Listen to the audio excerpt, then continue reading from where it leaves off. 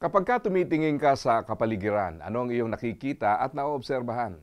Hindi ba't kadalasan ay parang kahit saan tayo bumaling ay meron tayong makikitang mga dahilan para manlumo at panghinaan ng loob?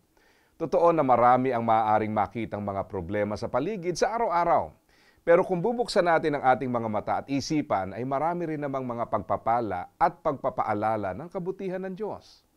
Kung sakaling sa paggala ng iyong paningin, tila puro negatibo na ang iyong napapansin, mahalagang alalahanin ang sinasabi ng Bible.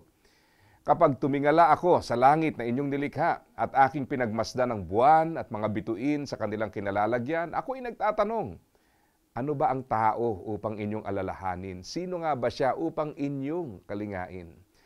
Ang mga talatang ito ay nakapagbibigay sigla at kalakasan. Mula rito ay ilang bagay ang ating makikita. Pinapaalala sa atin ng verse na ito kung sino ang Diyos, gaano siya kadakila at nakahihigit sa lahat. Kapag tayo ay nakatuon sa mga problema, minsan ay nakakalimutan nating pagtuunan ang katangian ng Diyos. Hindi ba't minsan kapag ikaw ay problemado sa mga gamit na nasira at hindi mo alam ang gagawin, ang problema ay hindi maalis sa isip mo. Pero kapag nakatagpo ka ng kayang umayos nito, ay napapayapa ka sapagkat ang problema mo ay nasusolusyonan. Minsan inilulugmok tayo ng kalakihan at komplikasyon ng ating problema. Mahalagang alalahanin ang kalakihan at kadakilaan ng Diyos. Pinapaalala rin ng verse sa kabila ng lawak ng ginagawa ng Diyos ay meron pa din siyang pakialam at pagtutuon sa iyo. Pinapakita nito ang kahalagahan mo sa Diyos. Sino nga ba tayo kumpara sa dami ng tao sa mundo at sa dami ng nilikha ng Diyos? Pero sa kabila nito ay kilala ka niya, mahal ka niya, at may pakialam siya sa iyo. Isa pang magandang katotohanan ay kung ano ang meron ka dahil sa Diyos.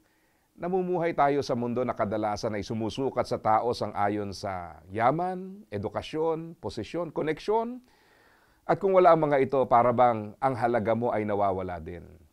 Ang karapatan tila lumiliit, ang pangangailangan ay hindi napapansin. Ang kalagayan tila di alintana ng iba. Tandaan mo, sa Diyos ay hindi ganon.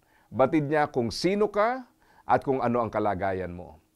Naway sa pagtingin mo sa iyong paligid ay makita mo ang malinaw na ebidensya ng pagmamahal at pakialam ng Diyos sa iyo. Kagaya ng sumulat ng Salmo, masabi mo rin, sino nga ba ako upang inyong kalingain? Naway ang mga salitang ito'y magpalakas sa iyong nanlulumong damdamin. Magtuon ka sa kabutihan ng Diyos at asa ka pa.